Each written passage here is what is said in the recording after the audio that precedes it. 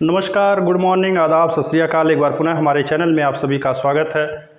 प्यारे विद्यार्थियों, आज एक हम बहुत ही बढ़िया रोचक जानकारी आपको देने जा रहे हैं। बस आपसे केवल कहना ये है कि आप पूरा वीडियो देखें और लाइक करिए, सब्सक्राइब करिए, ज़्यादा से ज़्यादा अपने मित्रों और दोस्तों में शेयर करिएगा। तो आइए चलते हैं आज के तथ्य की तरफ।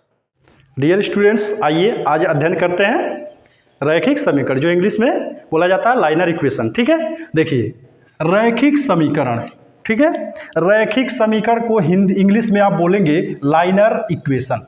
ठीक, तो सबसे पहले हम बात करते हैं परिभाषा की। देखिए परिभाषा इसकी क्या होगी, वह समीकरण जिसमें चर की अधिकतम घात एक हो उसे हम रैखिक समीकरण कहते हैं। अर्थात एक बार परिभाषा इसका देखिए, हमने यहाँ पे लिखा है चर की अधिकतम घात एक हो, तो इसका मतलब हो जाएगा वह समीकरण जिसमें चर की अधिकतम घात एक हो उसे हम क्या बोलेंगे, रैखिक समीकरण कहते हैं। ठीक, क्लियर हो गया। अब देखिए रैखिक समीकरण के प्रकार, देखिए यहाँ पर मैंने लिखा है रैखिक समीकरण दो प्रकार के होते हैं। अच्छा, ये दोनों प्रकार कौन कौन से हैं, तो आइए जानते हैं। एक चर वाला रैखिक समीकरण, और इंग्लिश में इसे बोला जाता है liner equation in one variable. अर्थात इसका मतलब हो गया ऐसा रैखिक समीकरण जिसमें चर की घात एक हो उसे हम एक चर वाला रैखिक समीकरण कहते हैं। अगर आपसे बात की जाए कि standard form, what is standard form of linear equation in one variable, तो इसका मतलब हो गया आपसे पूछा जाए मानक रूप क्या होता है, तो आप बताएंगे ax plus B is equal 0, जहाँ पे ए और बी कोई दो अचर संख्याएं हैं, अचर संख्याएं हैं। ठीक है, संख्याएं हैं।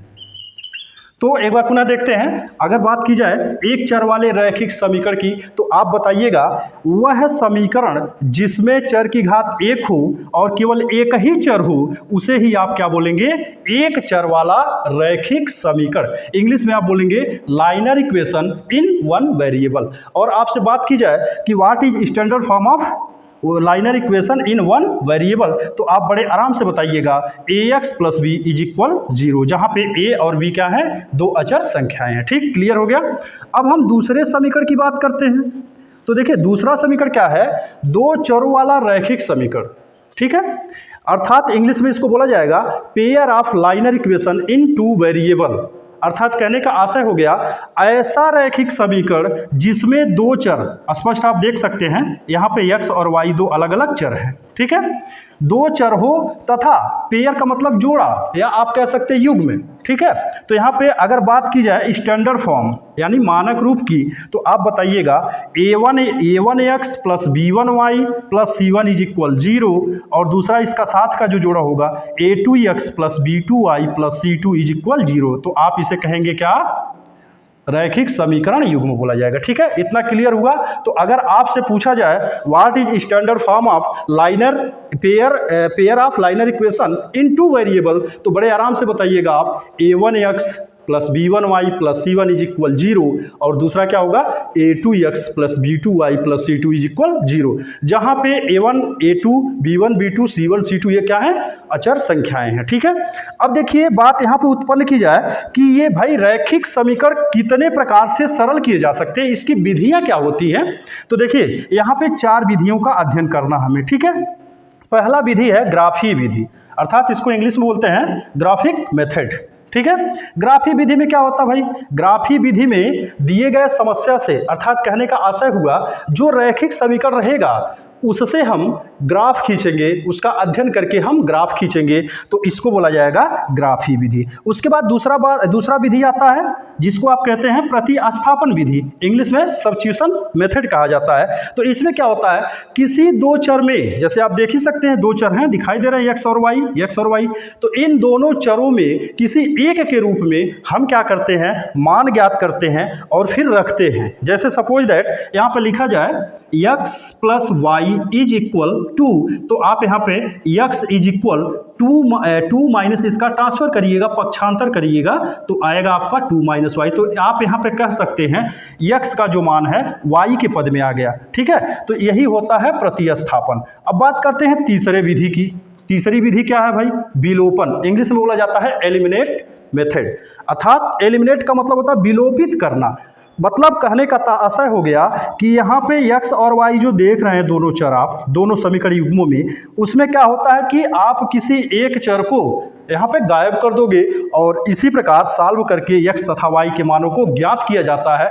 तो ये विधि कहलाती है विलोपन विधि। ठीक है, लास्ट में बात करते हैं। लास्ट में आ रहा है आपका वज्र गुणनखंड विधि। अच्छा, इसका एक और नाम भी है, वज्र गुणनखंड विधि का एक और नाम है तिर्यक गुणनखंड विधि। तिर्यक गुणनखंड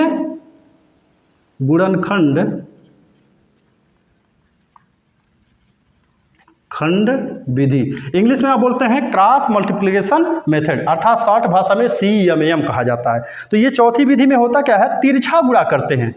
और देखिए ये सब जो भी चीज़ें हैं हम आपको बताएंगे एक एक का एनालिसिस करके अपने आने वाले अगले वीडियो में। तो इसके साथ अब हम फिर देखते हैं कुछ और विशेष चीज़ों को, विशेष फैक्ट्स को जो हमारे लिए बेहतर होगा, उपयोगी भी होगा। तो आइए चलते हैं, देखते हैं।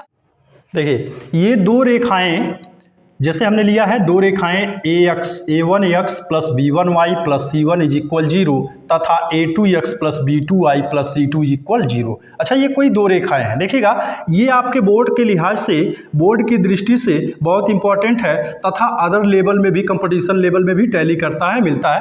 आवश्यक मैंने यहाँ पर लिखा, अगर ये कोई दो रेखाएं हैं, सपोज दैट ये दो लाइन है, ठीक है, ये दोनों रेखाएं हैं, ठीक।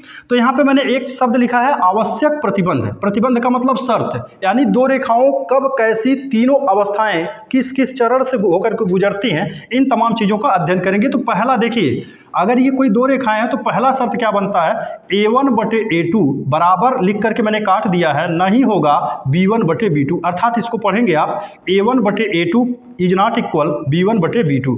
तो उस स्थिति में जो इनका हल होगा, अर्थात कहने का आशय हो गया x और y का जो मान आएगा वह अद्वितीय होगा और रेखाएं एक दूसरे को क्या करेंगी, प्रतिच्छेद करेंगी, अर्थात एक दूसरे को वह काटेंगी। ठीक है, तो ये हो गया पहला शर्त। उसके बाद दूसरा शर्त देखिएगा, इसमें क्या है, अगर a1/a2 बराबर b1/b2 और बराबर c1/c2, अर्थात कहने का आशय हो गया तीनों का रेशियो, तीनों का जो अनुपात है अगर एक समान होता जाए तब वहां पे रेखाएं क्या होंगी, संपाती होंगी और जो उनका x और y का जो हल आएगा वह अनंत हो सकता है। ठीक है, ये हो गया दूसरा शर्त। अब इसमें देखते हैं हम तीसरे शर्त में। तो तीसरा शर्त में क्या है, a1/a2 बराबर b1/b2 और यही बराबर नहीं होगा, बराबर लिख के मैंने काट दिया है, c1/c2। तो इसमें आप बोलेंगे यहाँ पे चर राशियों का जो x और y हैं उनके हल कोई होबे नहीं करेंगे, अर्थात कोई हल नहीं होगा और रेखाएं एक दूसरे के पैरेलल होंगी, समांतर होंगी। ठीक है, तो एक बार पुनः देख लीजिए इसको, क्या हमने चीज़ों को लिखा है, ये बहुत इंपॉर्टेंट लेवल है। तो अगर ये कोई दो रेखाएं हैं तो दो रेखाएं आवश्यक प्रतिबंध है या शर्त होता क्या है दो रेखाओं के लिए, मैंने यहाँ पे आपको तीनों स्टेप जो है बताया है।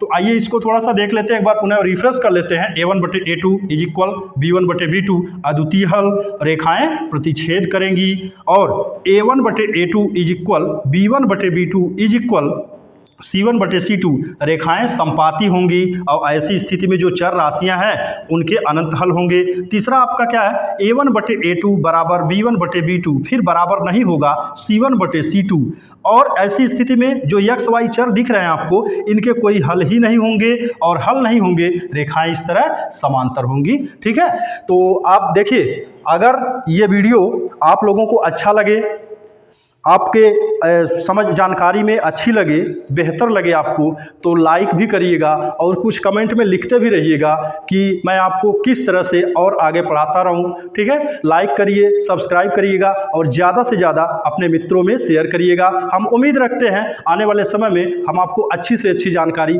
प्रस्तुत कराएंगे।